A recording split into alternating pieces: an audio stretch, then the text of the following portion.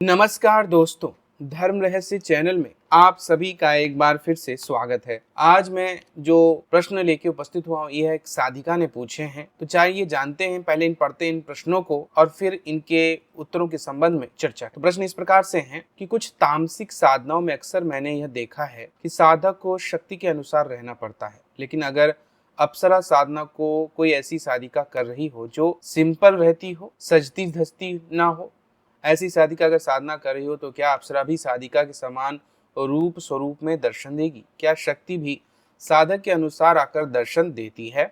प्रश्न 2, गुरुजी, पहले के समय में राजा दशरथ, ऋषि मुनि आदि सभी लोग बाकी लोगों में आते थे, ये सब कैसे संभव होता था? इनके तपोबल का कारण क्या था? गुरुजी, बाकी युगों का भी समझा जा सकता है कि पहले के युगों में ऋषि मुनि स्वर्ग या कैलाश आदि लोकों में जाते थे, लेकिन उज्जैन के राजा विक्रमादित्य को देवराज इंद्र ने बुलाया था यह न्याय के लिए कि रंभा और ऋषि में से दोनों में श्रेष्ठ विक्रमादित्य जी ने भली भांति स्नान किया, तो वह तब स्वर्ग में कैसे पहुंचे होंगे? गुरुजी, इस कलयुग में कैसे संभव है? गुरुजी, आज के समय में क्या यह संभव है कि यदि कोई शक्ति साधक को दर्शन दे, साधक उनसे यह वर मांग बैठे कि इस शरीर के साथ वह बाकी लोकों में जा सकता है, तो यह क्या संभव हो पाएगा? गुरुजी, ये मेरा ऐसा सुन रखा है कि दुर्गा सप्तशती के 108 पाठ के बाद माता के दर्शन प्राप्त होते। गुरुजी, अगर कोई लड़की स्त्री साधिका ये साधना करना चाहे तो कैसे लगातार कर सकती है? लड़कियों को 21 दिन लगातार साधना करना मुश्किल होता है। गुरुजी, दुर्गा सप्तशती के 108 पाठ के दौरान हरे रंग का सांप भी आता है, वह साधक के मुख में प्रवेश करता है ब्रह्म ज्ञान के लिए। यदि साधक उस समय डर जाए तो क्या होगा?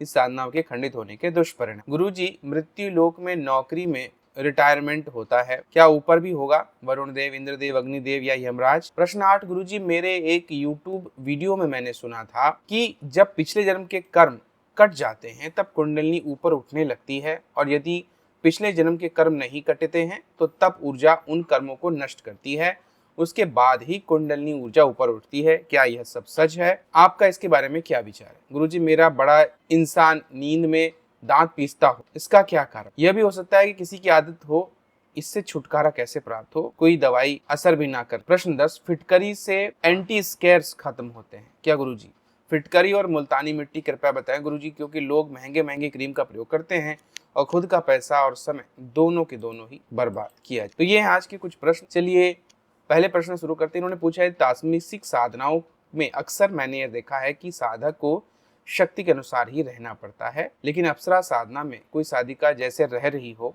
सजती धजती ना हो, साधना कर रही हो, तो क्या साधिका के समान स्वरूप धारण करेगी, शक्ति और दर्शन देगी? देखिए, ये भौतिक सोच है और भौतिक सोच और आध्यात्मिक सोच में बड़ा अंतर होता है। कोई भी शक्ति रूप रंग देख करके कभी किसी व्यक्ति या साधिका या साधक के प्रति आकर्षित नहीं होती है, वह आध्यात्मिक और तप ऊर्जा को देखते हैं। आपने ऐसा बहुत बार अनुभव देखा है। विश्वामित्र, इनकी लंबी लंबी दाढ़ी थी, जब साधना करने बैठे तो कई दिनों तक नहाते भी नहीं थे, क्योंकि गहन साधना जब भी कोई व्यक्ति करता है, चाहे वो कैसा भी व्यक्ति हो, वह शुद्ध रूप से साधना नहीं कर पाता है, क्योंकि जो भी शुद्ध रूप से साधना करेगा वह अखंड तपस्या करेगा, और अखंड तपस्या में धूल, मिट्टी, गंदगी सब चीजें आ जाएंगी। इन सब चीजों के प्रभाव की वैल्यू अगर होती तो केवल सुंदर व्यक्तियों से ही अप्सराएं आकर्षित होती, या कोई भी शक्ति आकर्षित। लेकिन ये सारी शक्तियां आपकी तप ऊर्जा को देखती हैं, क्योंकि मृत्यु के बाद तप ऊर्जा काम में आने वाली है।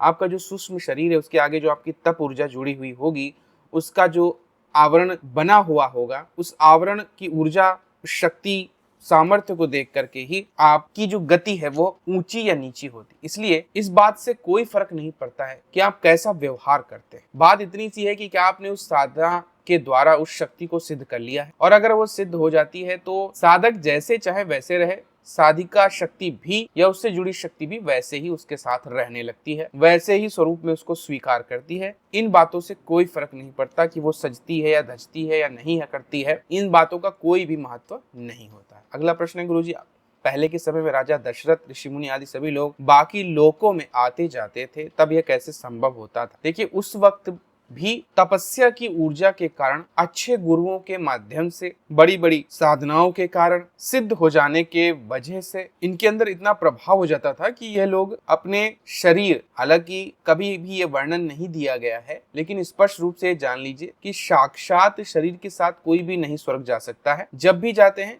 हम ध्यान में अपने शरीर को कहीं बैठा करके अपने सूक्ष्म शरीर के माध्यम से उस लोक की यात्रा करने चले जाए। लेकिन पुराने समय में इतनी तप बल की ऊर्जा होती थी कि वह अपने मूल शरीर को कहीं छोड़कर सुरक्षित स्थान पर रख के वहां से सूक्ष्म शरीर से बाहर निकलकर वहां चले जाते। क्योंकि आपके सामने स्पष्ट उदाहरण है त्रिशंकु का। त्रिशंकु बीच में लटक गए थे जब उसका शरीर स्वर्ग जाने की कोशिश करने लगे थे। राजा दशरथ हो या बाकी ऋषि मुनि हो, वह सभी अपने सूक्ष्म शरीरों के द्वारा स्वर्ग इत्यादि लोकों में जाते रहते थे और इसके लिए स्वर्ग के देवता उन्हें बुलाते भी थे और तब वह अपने सूक्ष्म शरीर के माध्यम से यात्रा करते हुए उस लोक तक चले। यह सब तपोबल के कारण होता था, लेकिन शरीर स्वर्ग जाना संभव नहीं है, यह नियम के विरुद्ध माना गया है। अगला प्रश्न है, गुरुजी बाकी युगों का भी फिर भी समझा जा सकता है कि पहले के युगों में ऋषि मुनि स्वर्ग या कैलाश आदि लोकों में जाते थे, लेकिन उज्जैन के राजा विक्रमादित्य देवराज इंद्र ने बुलाया था न्याय के लिए रंभा और ऋषि के, तो विक्रमादित्य ने इंसाफ किया। स्वर्ग तक वो कैसे पहुंचे होंगे इस कलयुग में? देखिए, मैंने पहले भी बताया है कि कलयुग का प्रभाव धीरे धीरे बढ़ता गया तो सिद्धियां नष्ट होती चली गईं, लोगों में तप बल की ऊर्जा भी उतनी नहीं रही। लेकिन शुरुआत तक भी, क्योंकि द्वापर का पूरा प्रभाव था, धीरे धीरे जाके युग की समाप्ति होती है और युग का प्रभाव बढ़ता है। तो हम ये तक देखते हैं कि आज से 500 वर्ष पूर्व तक भी लोगों में बहुत अच्छी प्रकार की सिद्धियां थी। तुलसीदास जी ने हनुमान जी को याद करके जब रामचरितमानस में लिखा और उसके बाद फिर उन्होंने हनुमान जी का हनुमान चालीसा लिखा, और जब उन्हें अकबर ने कैद कर दिया था तो हनुमान चालीसा का पाठ करके उन्होंने बंदरों की एक ऐसी फौज बुला ली थी। सिद्धि का एक प्रदर्शन था। ऐसे ही हम लोग 15 से लेकर 16वीं शताब्दी, 17वीं शताब्दी तक, 18वीं 19वीं शताब्दी तक भी बड़े भारी संतों को देखते हैं। उसके बाद से इसका प्रभाव कम होता चला गया और सिद्धियों का प्रभाव 20वीं सदी या 21वीं सदी में काफी कम होता चला गया। अभी भी नजदीक में अगर देखें तो हनुमान जी की सिद्धिधारी बाबा नीम करोली जी का भी नाम आता है। तो ये सारी चीजें क्या है कि धीरे धीरे उतनी तीव्र सिद्धि तो नहीं रह गई, लेकिन समय के साथ में कम होती चली गई और धीरे धीरे और कम होती जाएगी, क्योंकि कलयुग का प्रभाव धीरे धीरे बढ़ रहा है। लेकिन अभी भी ऐसा नहीं कि ये सारी चीजें असंभव है, असंभव नहीं है, लेकिन सिद्धियों का स्तर, प्रभाव, तरीका थोड़ा थोड़ा अलग हो जाता है। अब अगला प्रश्न पूछा है आपने कि आज के समय में क्या है संभव है कि कोई शक्ति साधक को दर्शन दे, साधक अगर उनसे यह वर मांग बैठे कि इस शरीर के साथ वो बाकी लोकों में जा सकता है तो क्या हो पाएगा? ये मैं सारे प्रश्नों का उत्तर देते वही चल रहा हूँ। जा सकता है, लेकिन ज्यादातर हमेशा सूक्ष्म शरीर ही आपका जाता है, आपका स्थूल शरीर यही रहता है। सिद्धियों में भी यही होता है कि आपका सूक्ष्म शरीर ही जाता है, उस लोक में गमन करके आता है। और इसमें भी सबसे सरल तरीका मैंने पहले भी बताया कि स्वप्न के समय में ज्यादातर हम लोग कहीं भी यात्रा कर लेते हैं, सहज होता है क्योंकि हमारा शरीर सो गया होता है। इसी तरह साक्षात यात्रा के लिए ध्यान में बैठ करके उसके बाद शरीर को वहीं छोड़कर, शरीर से बाहर निकलकर अपने सूक्ष्म शरीर के द्वारा हम लोग कहीं की भी यात्रा कर सकते हैं। और सिद्धियों के लिए तो ये करवाना और करना आज भी संभव है। गुरुजी, मैंने ऐसा सुना है कि दुर्गा सप्तशती के 108 पाठ के बाद माता के दर्शन प्राप्त होते हैं। गुरुजी, अगर कोई लड़की, स्त्री साधिका या साधना करना चाहे तो कैसे लगातार कर सकती? किस दिन लगातार साधना करना ही मुश्किल होता है? देखिए, मैंने इस संबंध में पहले ही बताया है कि यह केवल अनुमान प्रमाण है, बाकी कृपा की बात तो माता के साथ हमेशा विद्यमान रहती। जो भी उनकी साधना करेगा, जितनी करेगा, उस हिसाब से उनको उसका लाभ मिलता है। लेकिन माता के दर्शन होना यह पूर्ण रूपेण संभव नहीं है। हाँ, उनके आंशिक स्वरूपों के दर्शन हो सकते हैं, उनके अंश शक्तियों के दर्शन हो सकते हैं, क्योंकि एक बार जो उनके दर्शन कर लेगा वह तत्क्षण शरीर त्याग कर मोक्ष की ओर राह में बढ़ जाना चाहेगा। यहाँ रुक करके उसको कोई लाभ नहीं, क्योंकि वास्तविकता जो जान लेता है उसके बाद वह कुछ और नहीं करता। लेकिन रही प्रश्न आपने जो पूछा है कि 21 दिन, तो इन चीजों को हम छोटे छोटे खंडों में तोड़ते हैं। स्त्रियों का मासिक के कारण 21-21 दिन की साधना करने के लिए कहा जाता है। किसी का 21 दिन से पहले भी अगर आता है तो ये कहा जाता है कि आपको 21-21 दिन के अनुष्ठान करने चाहिए छोटे छोटे। उतने से भी छोटा करना है तो आप 19 दिन का कर सकते हैं, और छोटा करना है 14 दिन का, और बहुत छोटा करना है तो 11 दिन का अनुष्ठान। और ये 11 दिन के कई सारे अनुष्ठान करते हुए मूल पाठ अगर 108 का आपको करना है तो यह बताया गया है कि 3 गुना अधिक जाप किया जाता है, यानी कि आपको करने होंगे 324 पाठ। 11-11 के अनुष्ठान लेकर 324 पाठ करेंगे तो वो 108 पाठ के बराबर माना जाएगा। अखंड 108 पाठ के बराबर उसको आप मान सकते हैं, जिसमें 11-11 दिन के अखंड अनुष्ठान हो। अब अगला प्रश्न पूछा है कि दुर्गा सप्तशती के 108 पाठ के दौरान हरे रंग का सांप भी आता है, साधक के मुख में प्रवेश करता है, ब्रह्म ज्ञान की प्राप्ति होती है, ऐसा हो डर लगे तो क्या होगा, साधना खंडित होने के दुष्परिणाम क्या होंगे? यह सब भी मन का एक विषय है। देखिए, जिसका सोच ये होगी कि हमें माता से कुछ प्राप्त करना है, मेरे लिए माँ कोई देने वाली वस्तु है तो उसे हर प्रकार की सिद्धियों का जंजाल और सब प्रकार के जितने भी परीक्षा के स्तर हैं उन सबको झेलना पड़ेगा। लेकिन जिसके लिए उसकी माँ ही सब कुछ है, उसे न सिद्धियों का कोई एक प्रकार से इच्छा है या फिर उसे इस तरीके की कोई भावना भी नहीं है, उसे केवल माता ही चाहिए, तब माता उसकी परीक्षा भी नहीं लेती हैं और धीरे धीरे उसे सब कुछ दे देती हैं। और सबको सब कुछ इतनी आसानी से प्राप्त नहीं होता, वर्षों की तपस्या लगती है, तब जाकर के उसके कई कई चीजें निकलने को मिलती। किसी भी साधना के खंडित होने के दुष्परिणाम उसे भोगने पड़ते हैं। जिसने उसे सिद्धि की तरह लिया, कृपा की तरह वो लेगा, माँ को प्रसन्न करने की भावना से लेगा, तो गलतियां चाहे कितनी भी करे उसका कोई दुष्परिणाम उसे देखने को नहीं मिलता है। इसीलिए गुरु मंत्र का अनुष्ठान अवश्य कंप्लीट कर लेना चाहिए, उसके बाद ही इन चीजों को आगे बढ़ाना चाहिए या फिर करना चाहिए। अगला प्रश्न पूछा है, गुरुजी मृत्यु लोक में नौकरी को रिटायरमेंट होता है, क्या ऊपर भी होता होगा? वरुण देव, इंद्रदेव, अग्निदेव, यमराज इत्यादि का। देखिए रिटायरमेंट यहाँ पर होता है का तरीका अलग है, वहां पर होता है का तरीका अलग। मृत्यु के बाद जब आत्मा का यह तय हो जाता है कि उसे क्या पद चाहिए या क्या बनने जा रहा है, मान लिया अनुमानतः कि किसी को इंद्र बनना है, तो वह जैसे ही दैवीय स्वरूप धारण करके उसका फैसला होने के बाद वो आत्मा स्वर्ग में जाएगी। पुराना इंद्र जहां पर बैठा था वहां से नीचे गिर जाएगा और सीधे आकर किसी धरती पे किसी न किसी गर्भ में जन्म, और उसकी जगह तुरंत खाली होते ही उस जगह पर ये जो नया इंद्र है वह जाकर बैठ जाएगा। और ऐसा कई बार अनुभव देखने को मिलता भी है। गीता इत्यादि कई सदग्रंथों में इस तरह की कहानियों का वर्णन भी है, जब पुराने इंद्र को अपना छोड़ना पड़ा स्वरूप और तुरंत जाकर जन्म लेना पड़ा, क्योंकि उनकी तप की ऊर्जा समाप्त हो चुकी थी। उनकी जगह दूसरा इंद्र आ चुका था और वह इंद्र जाकर वहां पर विराजमान होता है। जैसे वह इंद्र विराजमान होता है, सारे देवता उसकी स्तुति करते हैं और उसके अनुसार आगे का शासन प्रशासन चलता है। और यह सभी देवी देवताओं पर लागू होता है, चाहे वो स्वर्ग निवास में करने वाला कोई भी देवता हो। वह अपने पुण्यों के क्षीण होने तक, जितने उसने पुण्य अपने पूर्व जन्म में किए हैं, कितनी ऊर्जा या तपस्या के साथ किए हैं, उस आधार पर उतने समय तक वहां पर स्वर्ग में वास करता है। हालांकि यह कहने में छोटा लगेगा, लेकिन ये बहुत लंबा समय होता है।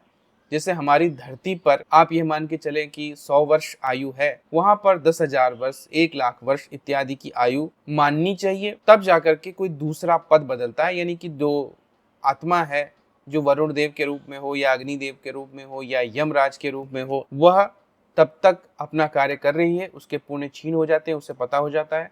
जैसे ही वो दूसरे अपने ही स्वरूप के जैसे किसी देवता को देखता है, उसे तुरंत अपना पद छोड़कर पृथ्वी पर जाना होता है और उसे नया जन्म लेना। अगला प्रश्न पूछा, गुरुजी मैंने एक YouTube वीडियो में सुना था कि जब पिछले जन्म के कर्म कट जाते हैं तब कुंडलिनी ऊपर उठने लगती है, और यदि पिछले जन्म के कर्म नहीं कटे हैं तो तब ऊर्जा उन कर्मों को नष्ट करती है, उसके बाद ही कुंडलिनी ऊपर उठती। क्या ये सब सच है?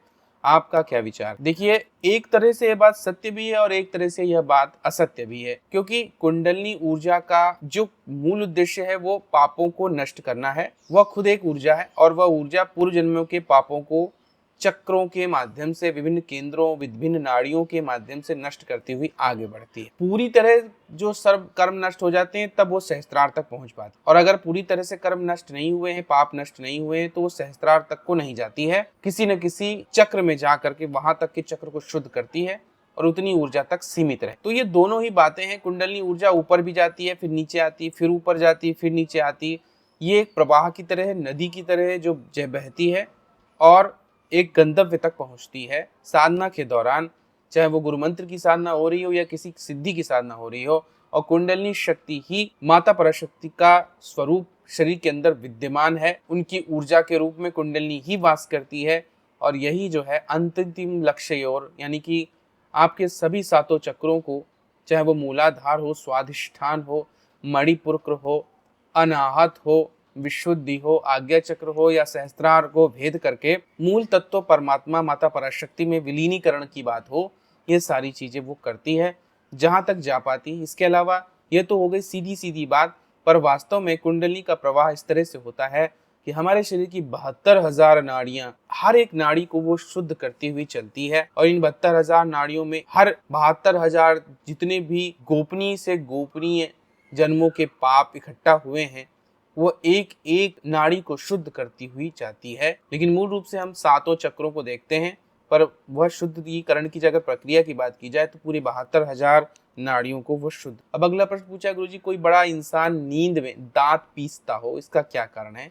यह भी हो सकता है कि किसी की आदत हो, लेकिन जो भी है इससे छुटकारा प्राप्त करे, कीड़े का दवाई का असर ना पड़े। देखिए इसके कई सारे कारण होते हैं। कुछ जगह तो शरीर से जुड़ी हुई समस्या हो सकती है, कुछ जगह आध्यात्मिक भी हो सकता है। आध्यात्मिकता में हम ये मान के चलते हैं कि भूत प्रेत पिशाच इत्यादि योनियों से उबर कर व्यक्ति जब मनुष्य का जन्म प्राप्त करता है तब उसके अंदर दांत पीसने की एक प्रवृत्ति हमेशा विद्यमान रहती है, क्योंकि वह सबको खाता रहा है और उस खाने के कारण उसके अंदर एक ऐसी सोच है कि वो अपने दांतों को भी पीसने लगता है, क्रोध से क्रोधित रहता है, किटकिटाता रहता है अपने दांतों को। ये सारी प्रक्रियाएं भूत प्रेत पिशाचों से भी जुड़ी हैं, लेकिन ये आध्यात्मिक स्तर पे है। बाकी भौतिक जीवन में बहुत सारी चीजें, उसके लिए डॉक्टर को दिखाना चाहिए। उसके कई कारण हो सकते हैं, विटामिन की कमी हो सकती है शरीर में, किसी कीड़े इत्यादि का प्रभाव भी हो सकता है, या फिर अनुवांशिक कोई कारण हो सकता है, तो उसके लिए डॉक्टर को दिखाना। अगला प्रश्न पूछा है कि फिटकरी के एनसी स्कार्स खत्म होते हैं क्या? गुरुजी फिटकरी और मुल्तानी मिट्टी, कृपया गुरुजी जो लोग महंगे क्रीम का प्रयोग करते हैं, खुद का पैसा समय दोनों बर्बाद करते हैं, इसका प्रयोग कर सकते हैं क्या? बिल्कुल, फिटकरी हो या मुल्तानी मिट्टी हो, जो भी चीजें प्राकृतिक रूप से हम प्राप्त कर सकते हैं, जैसे मुल्तानी मिट्टी वगैरह है, या फिर जो भी प्राकृतिक रूप से, वैसे तो पुराने समय में तो जितने भी फल या फिर रसीले फूल होते थे, ज्यादातर फूलों के माध्यम से फूलों का रस निकाल करके उनसे जो है लेप पदार्थ बनाए जाते थे उस जमाने में, और वह लेप पदार्थ इतने अच्छे होते थे कि कहा जाता था कि उस वक्त जब राजकुमारियों या फिर महिलाओं को पुरुष छूता भी था तो वह इसके कारण नहीं छूता था कि वह गंदी ना हो जाए। इतना अच्छा उस वक्त का उनका उबटन टाइप का होता था। माता को जो आप जानते ही होंगे कि हल्दी जो होती है, हल्दी को गौरी शब्द कहा जाता है, हरिद्रा या गौरी, और गौरी शब्द जो है माता पार्वती के समय से चला आ रहा है। जब उनका विवाह हुआ था तो तब से हल्दी का इस्तेमाल किया जाता है। तो हल्दी हो और फलों और ज्यादातर जितने दिव्य फूल हैं, गुलाब से लेकर के और बहुत सारे, इन सब की पत्तियों और फूलों की पत्तियों को मिला करके एक उपटन तैयार किया जाता था, और वह उपटन आज के उपटन से कई गुना ज्यादा ताकतवर था। आज उस तरह की चीजें कोई बनाता नहीं है, न तो किसी के पास इतना समय है। लोग आसानी से पैसा कमाना चाहते हैं तो बड़ी आसानी से कोई भी केमिकल को मिला करके किसी प्रकार के सौंदर्यात्मक चीजें बना देते हैं। लेकिन उस जमाने में लोग अलग अलग तरीके के फूलों को चुन कर लाते थे और उनको जो है पीस करके हल्दी के साथ मिला करके विशेष तरह के उपटन तैयार किए जाते थे, और उन उपटनों के प्रयोग से अद्भुत सुंदरता की प्राप्ति होती थी। और इस तरह के कई तंत्र भी हैं जिसमें यक्षिणियां इस तरह के तंत्र आज भी सिखाती हैं। उन यक्षिणियों की सिद्धि के बाद दिव्य लेपन प्राप्त होता है, ऐसा दिव्य लेपन जो व्यक्ति के चेहरे को अत्यधिक सुंदर, त्वचा को अत्यधिक मुलायम और दिखने में बहुत चमत्कारी सुंदर बना देता है, वो भी किसी भी प्रकार की शरीर की जो व्याधि है उसको नष्ट करते हुए, या शरीर के ऊपर जो भी चिन्ह बन जाते हैं, या गंदगी आती है, या मस्से या ऐसे कुछ भी आप उनको ले लीजिए, एंटी स्कार्स वगैरह जो भी चीजें मान सकते हैं, उनसे काफी अच्छे हैं। लेकिन अब क्योंकि कोई इतना मेहनत नहीं करना चाहता, कंपनियां भी इतना ज्यादा कोशिश नहीं करती, इतने सारे ना फूल पत्ते पौधे इत्यादि उगाती हैं, इसकी वजह से वो चीजें सारी खोती चली गई। सहज चीजें लोग करना चाहते हैं जिसमें उनका पैसा कम लगे और कमाई ज्यादा हो, इसीलिए इतने सारे सौंदर्य प्रसाधन कंपनियां अलग अलग तरीके से बनाती रहती हैं, ब्लीचिंग वगैरह का इस्तेमाल करके या फिर ऐसी चीज़ों को करके। तो मेरे हिसाब से तो जो भी प्राकृतिक है उसको करने की कोशिश करनी चाहिए, तो सुंदरता अति दैवीय बनेगी। और अप्सराओं को इसी तरह की सुंदरता पसंद भी है, और अप्सराओं के जैसा रूप और सौंदर्य अगर स्त्रियों को, कन्याओं को या पुरुषों को प्राप्त करना है तो अपनी पुरानी उसी वैदिक आयुर्वेदिक पद्धति पर जाना पड़ेगा जिसका इस्तेमाल उस वक्त किया। आशा करता हूं कि आज के प्रश्नों के माध्यम से आपको संतुष्टि प्राप्त हुई होगी। अगर आज का वीडियो आप लोगों को अच्छा लगा है तो लाइक करें, शेयर करें, सब्सक्राइब करें चैनल को। आप सभी का दिन मंगलमय हो। जय मां पराशक्ति।